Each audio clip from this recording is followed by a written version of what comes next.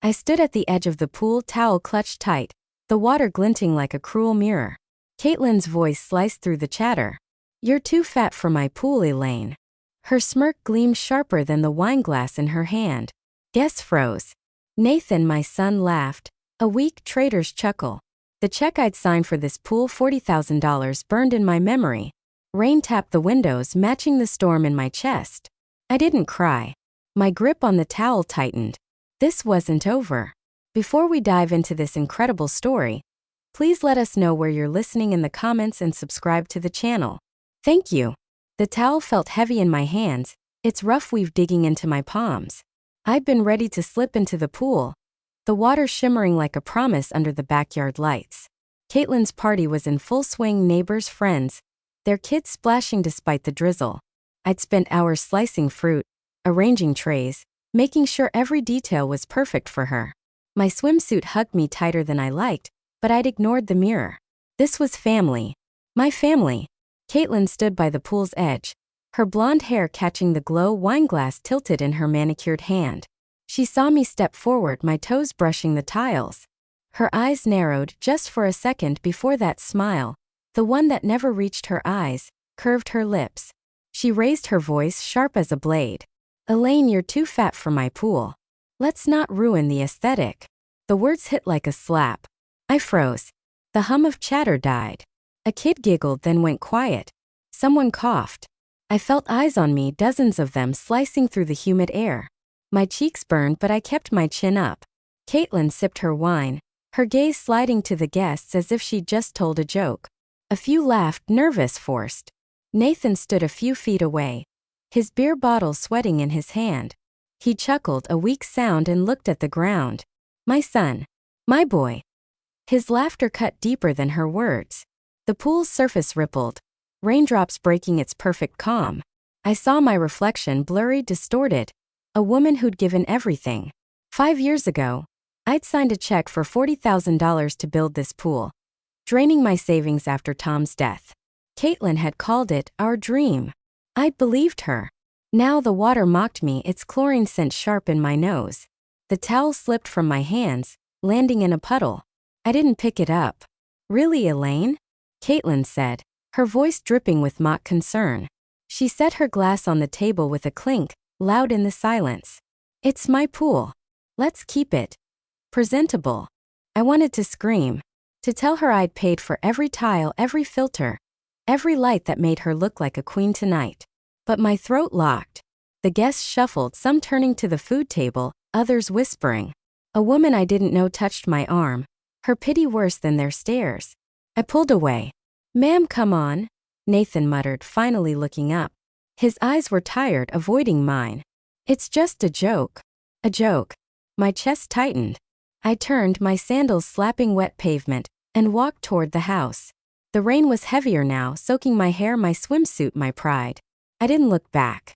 Caitlin's laugh followed me, high and cruel, blending with the patter of drops on the patio. I pushed open the sliding door, the glass cold under my fingers. Inside, the house was too bright, too clean, her house, not mine.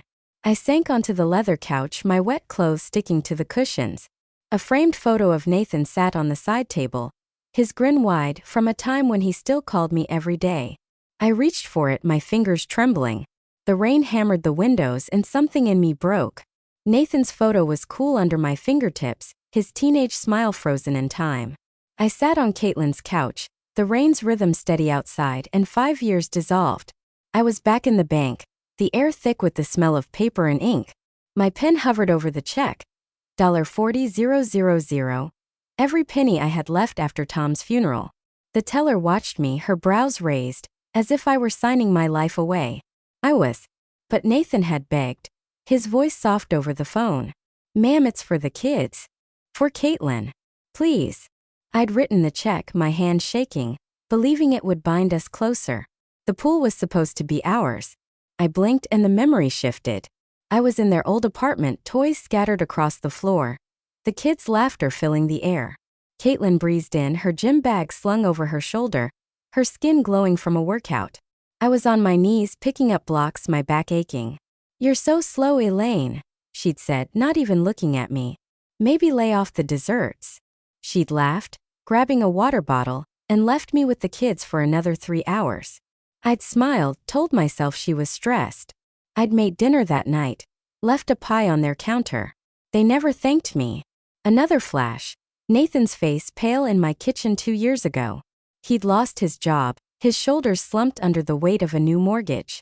I'd handed him an envelope, $10,000, scraped from my retirement fund. "You're the best, ma'am," he'd said, hugging me. But he hadn't looked me in the eye.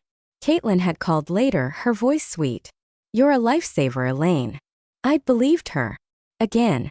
The photo slipped in my grip, my fingers leaving smudges on the glass. I'd given everything: money, time, love. After Tom died, Nathan was my anchor, the one thing keeping me steady. I'd spoiled him, I knew that now. Let him lean on me too long.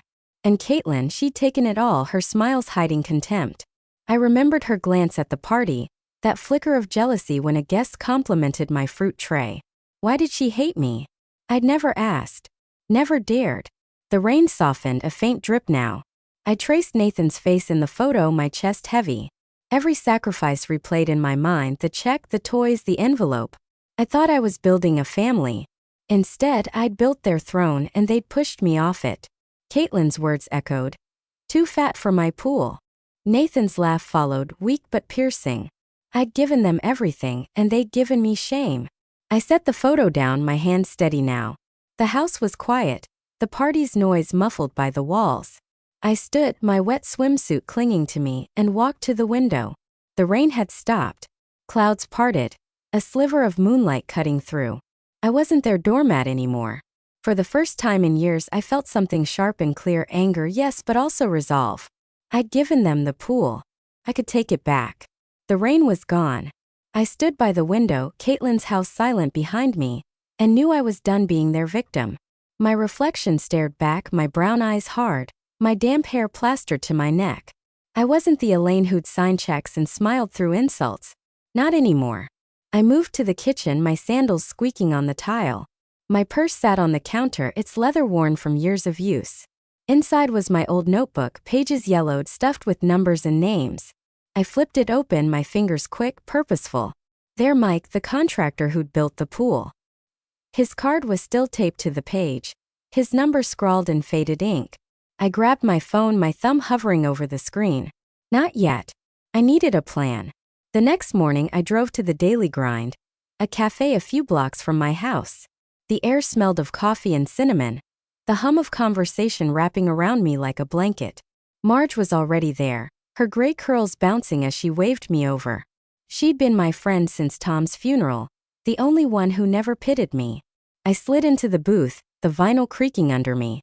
"You look different," Marge said, her eyes narrowing. She pushed a latte toward me, steam curling from the cup. "What happened at that party?" I took a sip, the coffee bitter and hot. "Caitlin," I said. "She humiliated me. Said I was too fat for her pool." Nathan laughed. Marge's jaw dropped, then tightened. "That little witch. And your boy?" He just stood there. I nodded, my throat tight. "I'm done, Marge. I paid for that pool. I'm taking it back." She leaned forward, her voice low, excited. "Taking it back? Elaine, that's bold." "How?" I smiled just a little. "I'm working on it. But they'll regret crossing me." Marge laughed, loud enough to turn heads. "That's my girl. You're stronger than they think." I pulled out my notebook, flipping to Mike's number. "I'm calling the contractor. I need to know my options." I dialed, my voice steady as I left a message. "Mike, it's Elaine Crow. I need to talk about the pool at Nathan's place. Call me." Back home, I spread papers across my dining table. Old bank statements, the pool contract, a copy of the check. The numbers stared back, a map of my sacrifices. I'd owned that pool legally, before signing it over to them. Could I reclaim it? I needed a lawyer, someone sharp. I jotted down another name, Sarah, a friend of Marge's who'd handled her divorce. I tore up a thank you note from Caitlin, its fake sweetness crumpling in my fist. 5 years ago, I'd learned to be strong after Tom's death, paying bills, fixing leaks, keeping the house alive. I'd forgotten that strength. Not anymore.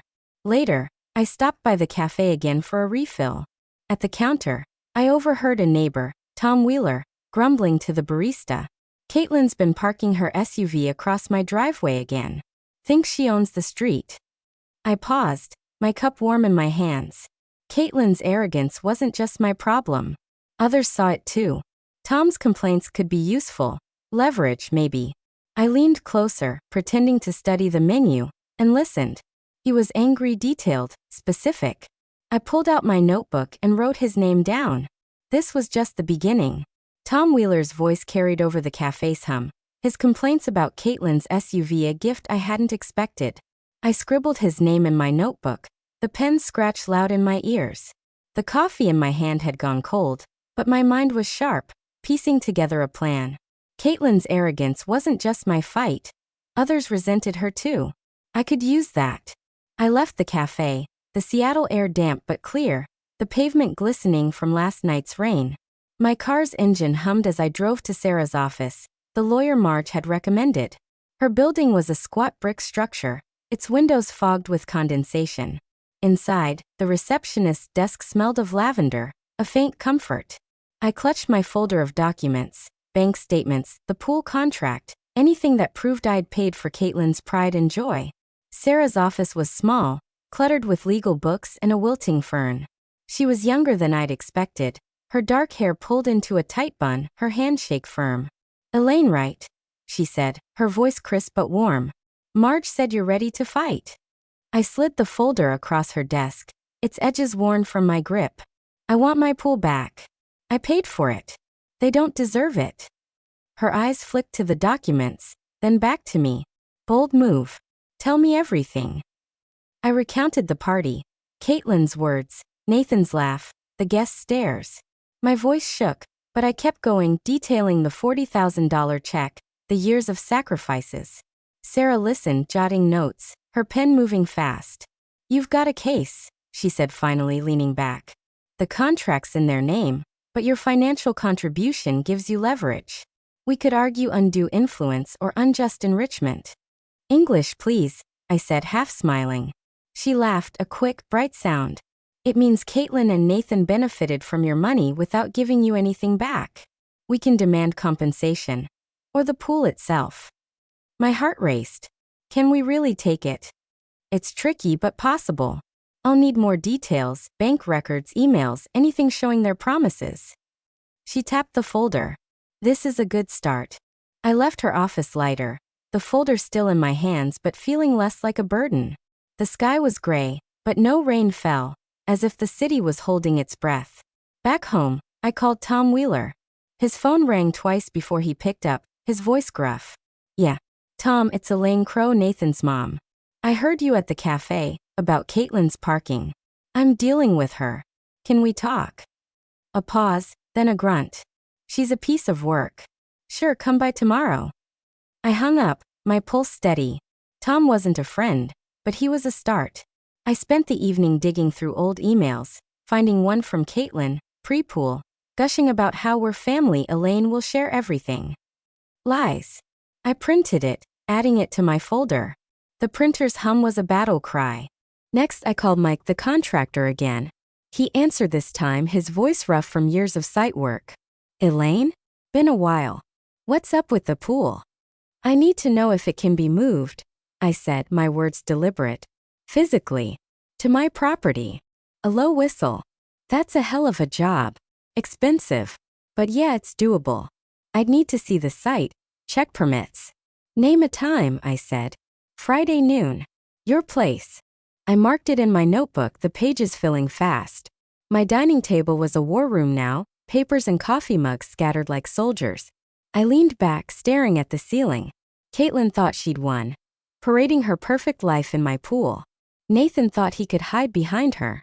They were wrong. I'd build an army. Tom, Sarah, Mike. I take back what was mine. The doorbell rang, sharp and sudden. I froze, my hand on the notebook. Through the window I saw Nathan's car in my driveway, its headlights cutting through the dusk. My stomach twisted. Why was he here? Nathan's silhouette filled the doorway, his shoulders hunched against the evening chill. I opened the door, the hinges creaking, and stepped aside. He shuffled in, his sneakers leaving faint dirt marks on my rug. The living room felt smaller with him here. the air heavy with unsaid words. My notebook lay open on the table, its pages accusing. I closed it, my fingers brushing the cover. "Ma'am," he started, his voice low. About the party. I didn't mean to laugh. I crossed my arms, my nails digging into my elbows. "You did though. You stood there while she humiliated me." He flinched, his eyes darting to the floor. "Caitlin was out of line. I know that. Things got weird, you know? I didn't want a scene." "A scene?" I stepped closer, my voice sharp. "She called me fat in front of everyone, Nathan. My pool. My money. And you laughed." His face crumpled, but he didn't look at me. "I'm sorry, okay." I was caught off guard. Caitlin's intense. You know how she gets. I wanted to shake him, to make him see the years I'd carried him. The mortgage payments, the pool, the late nights when he was a kid and Tom was gone. Instead, I sat on the couch, my hands clasped tight. "I gave you everything, Nathan. Everything. And you let her treat me like garbage." He sank into the armchair, his hands twisting together. "I don't know what to do, ma'am. She's my wife. I can't just fight her." "You could have tried," I said, my throat tight. "For me." Silence stretched, broken only by the tick of my wall clock. I saw him then, not as my son but as a man caught in Caitlin's web, too weak to break free. Part of me ached for him, but another part, the part that had signed that check, that had scrubbed Caitlin's floors, burned. "I'll talk to her," he said finally, his voice barely audible. "I'll make it right." I didn't believe him. His promises were as empty as Caitlin's smiles. But I nodded, letting him think he'd eased the tension. "You do that." He stood, hesitating by the door. "You're not planning anything, are you? I saw your notebook." My heart skipped. I forced a smile, my lips stiff. "Just organizing some papers, Nathan. Old bills." He nodded, but his eyes lingered on the table. "Okay. I'll call you." The door closed behind him, the sound final. I opened the notebook again, my hands trembling. He'd seen too much, or maybe not enough. Either way, I had to move faster. Caitlin's grip on him was tight, but his guilt was a crack I could pry open. I grabbed my phone and texted Sarah. "Nathan's suspicious. Can we meet tomorrow?" Her reply came quick. 8 a.m. "My office. Bring everything." I spent the night sorting documents, my eyes burning but my resolve iron. Bank records, emails, the pool contract, each page was a weapon. I found another email from Caitlin sent after the pool was built. "You're a godsend, Elaine. We owe you." I printed it, the words mocking me. She owed me nothing but regret. By dawn, my table was a fortress of paper. I showered, the hot water washing away doubt. I dressed in my best blouse, the one Tom always liked, and drove to Sarah's. Her office was quieter this morning, the fern looking sadder. She waved me in, her coffee mug steaming. "Spill," she said, her tone all business. "What's Nathan up to?" "He's guilty but spineless," I said, spreading my documents on her desk. "He knows Caitlin's wrong, but he won't act.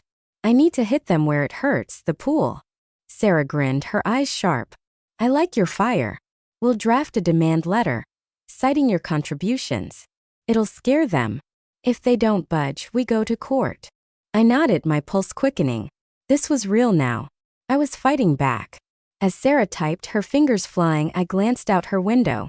A neighbor's sprinkler spun lazily, its mist catching the light. Water, always water, tying me to that pool. I turned back, ready to sign whatever she needed. Then her phone buzzed and she frowned. "Hang on, Elaine. It's the county office.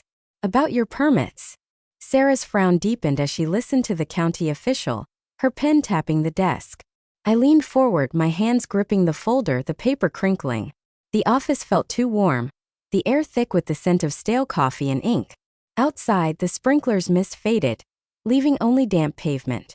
I waited, my breath shallow, as Sarah murmured, That's interesting." She hung up, her eyes meeting mine. "Problem?" I asked, my voice tighter than I meant. "Not for you," she said, a slow smile spreading. "For Caitlin. The county says their pool permit was never fully approved. Shoddy paperwork. They're in violation." I blinked, my mind racing. Violation? What does that mean? It means they're vulnerable. The county could fine them, or worse, Order the pool drained until it's fixed. Caitlin's obsessed with that pool. It's her crown. This could push her to settle. My chest loosened, a spark of hope flaring. So we use this? Damn right, Sarah said, scribbling notes. I'll add it to the demand letter.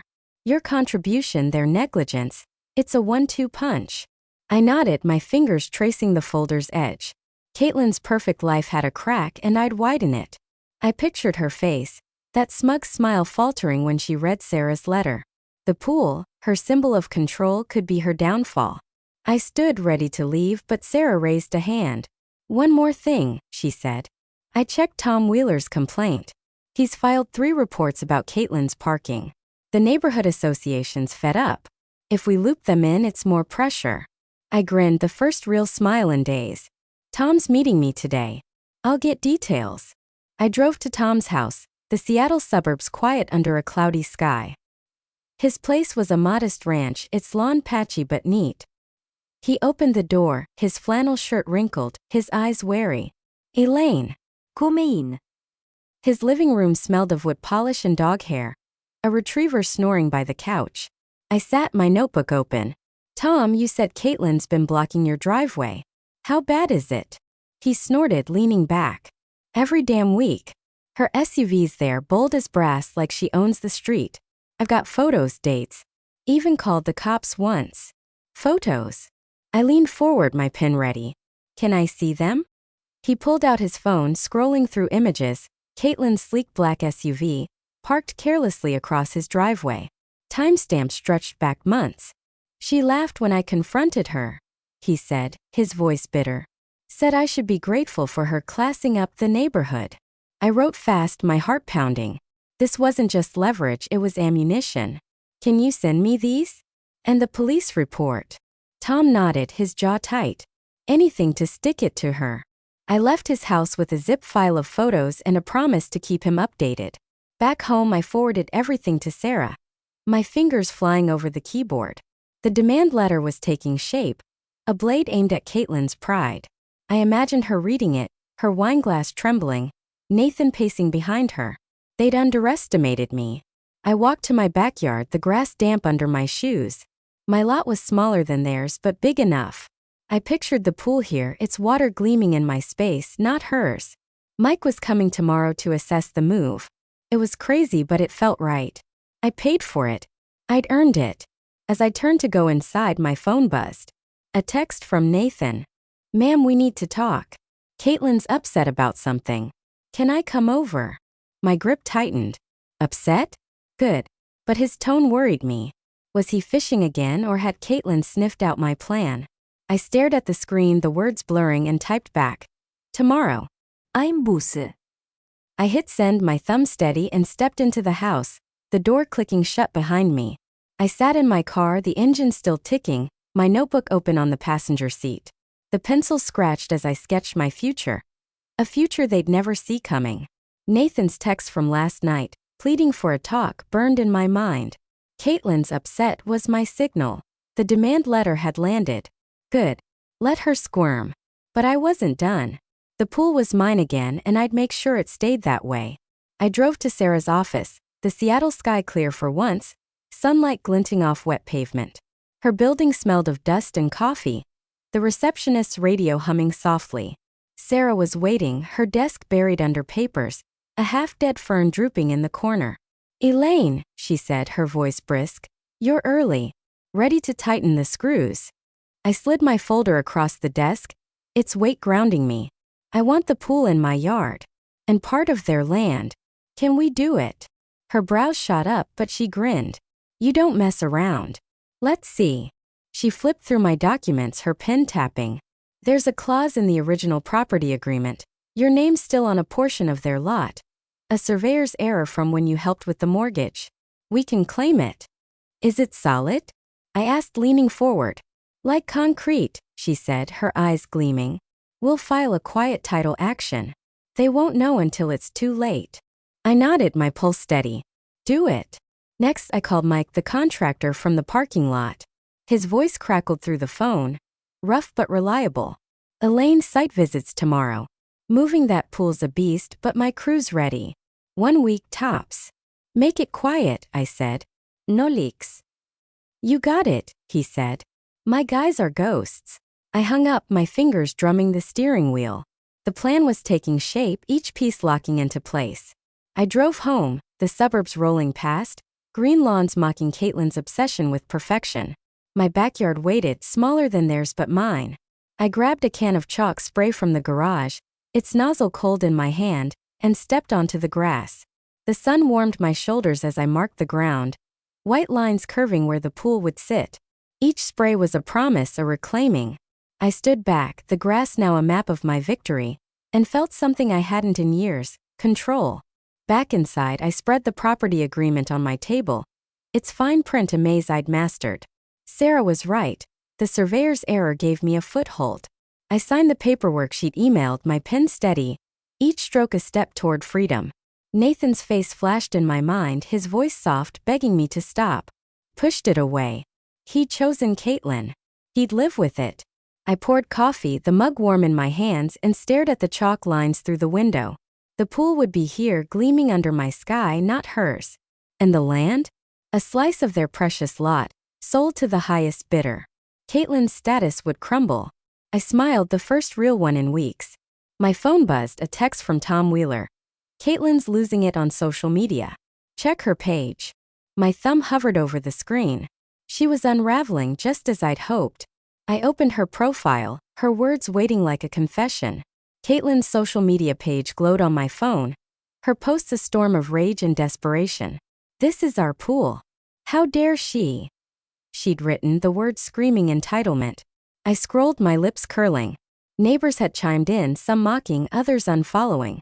I stood by my kitchen window, the new pool in my backyard catching the afternoon light, its water smooth and mine. Her meltdown was sweeter than I'd imagined. I slipped on my sneakers and walked the neighborhood, the air crisp with a light breeze, no rain for once. Two women stood by a mailbox, their voices low but sharp. Caitlin's acting like she owned that pool forever, one said, shaking her head. Elaine paid for it. You know. The other laughed, her voice carrying. Guess her queen act's over. I kept walking, my steps light, their words fuel.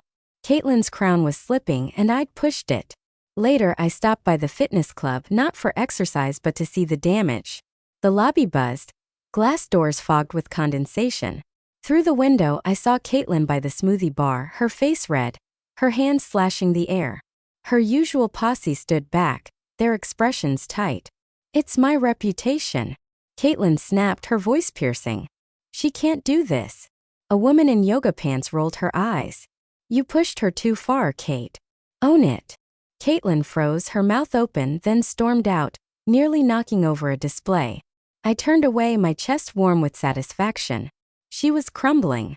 Back home I walked to my backyard, the pool's edge cool under my fingers. Mike's crew was finishing, their drills a steady hum. The water sparkled, reflecting a sky free of clouds. I'd done this, taken it back. The grass around it was torn from the installation, but it didn't matter. This was my victory, my defiance. I thought of Caitlin's words at the party, her sneer. Too fat for my pool. She'd been wrong. I wasn't weak. I was fire. Inside, I checked my documents, the quiet title action papers neat on the table. Selling their land was next, a final blow to Caitlin's ego.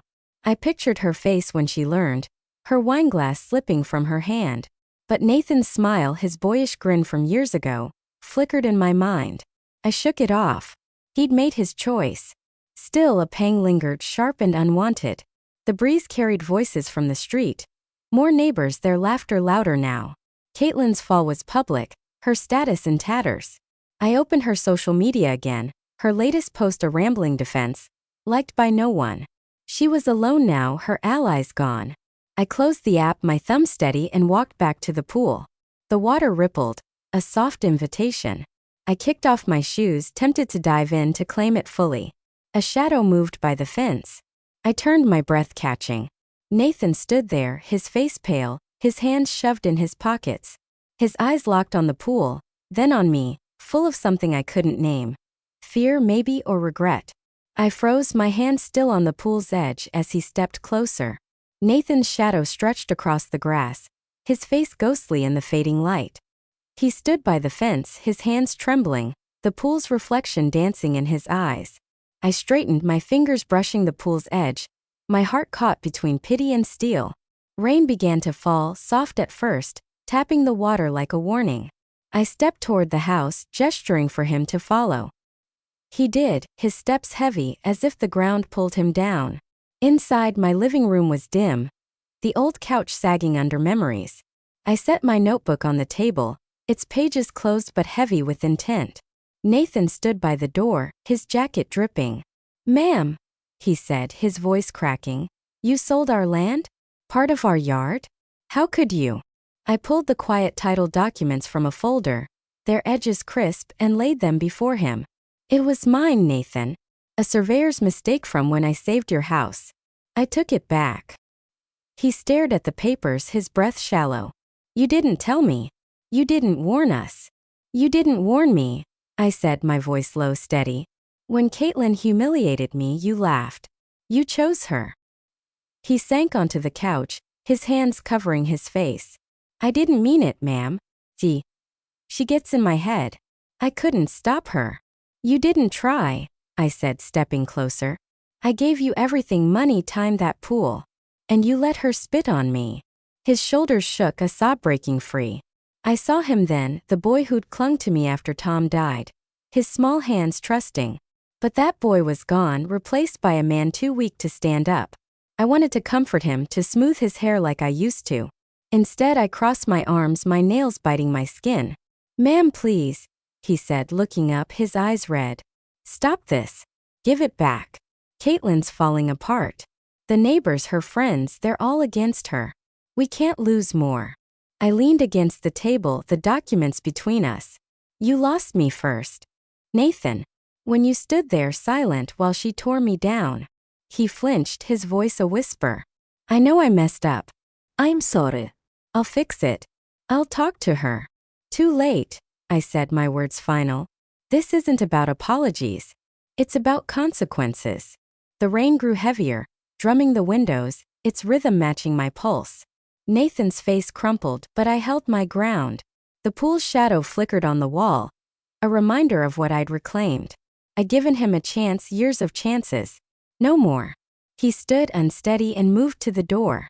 "I don't know who you are anymore," he said, his voice breaking. "You never did," I replied, softer than I meant. The door clicked shut behind him. I exhaled, my hands trembling now. I walked to the window, watching his car disappear into the rain. The documents lay on the table, their power spent but not finished. Selling the land was done, but Caitlin's reckoning wasn't. I'd saved the best for last. My phone buzzed, the screen lighting up with Caitlin's name. I stared at it, my thumb hovering. Outside, headlights cut through the rain, her SUV screeching to a stop in my driveway. The doorbell rang, sharp and demanding. I gripped the porch railing, the wood slick under my palms, as her shadow loomed through the glass. Rain streaked the porch railing, cold under my palms, as Caitlin's SUV loomed in the driveway. My phone buzzed in my pocket, her name flashing, but I didn't answer. Her silhouette moved through the glass door, sharp and desperate. The doorbell rang again, insistent. I straightened, my heart a stone, and opened the door. Caitlin stood there, her mascara smudged, Nathan behind her, his eyes downcast. The air smelled of wet asphalt and defeat. "Elaine," Caitlin said, her voice a forced calm, "we need to talk." She stepped forward, but I blocked the doorway, my stance unyielding. "Say it here," I said, my tone ice. Nathan shuffled, his jacket soaked. "Ma'am, please. We're sorry. For everything."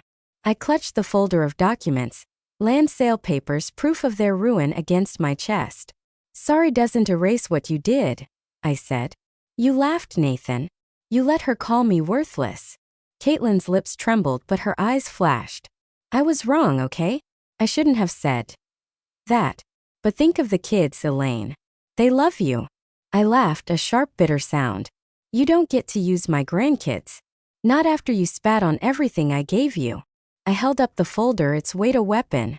This says I own part of your land. And it's gone. Sold." Nathan's face crumpled. "Ma'am, you can't." "I did. I cut in. You made your choice at that party. Live with it." Caitlin's voice rose, a desperate edge. "We'll make it right, Elaine. Name your price. I stepped closer, my eyes locked on hers. My price was respect. You couldn't pay it. I turned to Nathan, softer but firm. You had years to stand up. You didn't. The rain hissed, pooling on the porch. I saw Nathan as a boy, handing me a crayon drawing, his grin wide. The memory stung, but I pushed it down. They weren't my family anymore. I pointed to the door. Get out. Caitlin's mouth opened, then closed. She grabbed Nathan's arm, pulling him back. You'll regret this, she hissed, but her voice broke. I slammed the door, the sound final. Their footsteps faded, swallowed by the rain. I leaned against the wood, my breath steady. The living room was dim, the lamp casting shadows over my table, papers scattered like battle plans. The pool glowed through the window, its water calm mine. I torn their world apart, and it felt just. I walked to the table, my fingers brushing the documents. Caitlin's threats were empty. She'd lost her allies, her status, her pool. Nathan's apologies were too late. But something bigger waited. A final step to seal my victory. I opened a drawer, pulling out a crisp envelope, its paper smooth. Invitations. My pool, my party, my triumph. I grabbed a pen, the ink flowing as I wrote the first name. Each letter a nail in their coffin. The pen danced across the paper. Each name a strike against their defeat. Marge, Tom, Sarah, my allies, my army. I sat at my kitchen table, the invitations piling up, the scent of ink sharp in the air. Outside, the pool shimmered under a rare Seattle sun, its water a mirror for my victory. The party would be tomorrow, a celebration of everything I'd reclaimed. Caitlin and Nathan would see it, and they'd choke on their regret. I stepped outside, the grass soft under my feet, and set up tables by the pool. The air smelled of charcoal and promise, the breeze carrying the hum of distant lawnmowers. Marge arrived early, her gray curls bouncing as she hauled a tray of cookies. Elaine, you're a damn legend, she said, her laugh warm. This pool? It's your throne. I grinned, adjusting a tablecloth, its edges flapping like wings. It's mine, Marge. All mine. Guests trickled in, neighbors I'd known for years, their faces bright with admiration. Tom raised a beer, his voice booming. To Elaine, who showed him how it's done. Cheers erupted, glasses clinking. I slipped into my swimsuit, no hesitation this time, and dove into the pool. The water embraced me, cool and forgiving, washing away years of shame. I surfaced, laughing, my voice echoing over the music. This is my day. I shouted, and the crowd roared. The sun dipped low, painting the water gold. I floated, my arms spread, feeling weightless. The neighbors danced, their shadows swaying on the grass. Someone cranked the music, a pop song I didn't know but loved anyway. I climbed out, water dripping, and Marge tossed me a towel. You're glowing, girl, she said, her eyes soft. I wrapped the towel around me, my gaze drifting to the fence. There in the fading light stood Caitlin and Nathan. Their silhouettes were stiff, their faces hidden but their presence heavy. I froze, my heart thudding, but then I straightened. Let them watch. Let them see what I'd built without them. A neighbor nudged me, whispering, "They're green with envy, Elaine." I nodded, my lips curving. Their defeat was my crown. I walked to the table, grabbing a glass of lemonade, its tartness sharp on my tongue. The pool reflected the sunset, a blaze of orange and pink. I'd done this, turned their weapon into my sanctuary. Caitlin's social media rants, Nathan's weak apologies, they were nothing now. I was free, whole, unstoppable. But the documents in my house, locked in a drawer, whispered of one last move, a final blow to ensure they'd never rise again. As the party hummed, my phone buzzed in my pocket. I slipped away, leaning against the house, and checked the screen. A message from Sarah. House sale finalized. They're out tomorrow. My breath caught, a cold smile spreading. The party's laughter faded behind me as I typed back. Perfect. I looked at the pool, its water still, and felt the world shift under my feet. Sarah's message burned on my screen. House sold. I stood by the house, the party's music a distant pulse, and felt the last thread snap. Caitlin and Nathan were finished, their empire gone. My smile was cold, certain. I slipped the phone into my pocket and returned to the pool, its water catching the last rays of sun. This was my beginning, built on their end. The next morning I drove to Sarah's office, the Seattle sky bright. No clouds to dull my purpose. The office smelled of paper and toner, the fern still wilting in its pot. Sarah slid a stack of documents across the desk, her grin sharp. Last step, Elaine. Sign these and their house is officially gone. I took the pen, its weight familiar now, and signed each page, my hand steady. It's done. I asked, my voice calm. Done, Sarah said, stacking the papers. The buyer's moving in next week. Caitlin and Nathan are packing as we speak. I nodded, my chest light. The quiet title action, the land sale, the pool's relocation, it had all led here. I'd sold their house out from under them, using the surveyor's error and my legal rights. They'd never see it coming. I left the office, the sun warm on my face, and drove past their street. Moving trucks lined the curb, boxes spilling onto the lawn. Caitlin's designer bags tossed carelessly. I didn't stop, but I saw her silhouette in the window, her posture broken. Nathan loaded a box, his movements slow, defeated. I kept driving, my hands firm on the wheel. Back home, I walked to my backyard. The pool gleaming like a jewel. I sat on its edge, my fingers trailing in the water, cool and clear. Caitlin's voice echoed in my mind, too fat for my pool. But it had no power now. I'd taken everything. Their land, their status, their home. The money from the sales sat in my account, enough for a new life. I pictured it, classes at the community college, a trip to Italy, maybe Greece. Places Tom and I had dreamed of, now mine to claim. I stood, the grass tickling my feet, and looked at the horizon. The suburbs stretched quiet, their lawns neat, but I was done with this cage. I'd been their doormat, their bank, their fool. No more. The pool rippled, reflecting a sky wide and open, a mirror of my future. I thought of Nathan, his boyish smile, and felt a flicker of forgiveness. Not enough to save him, but enough to let him go.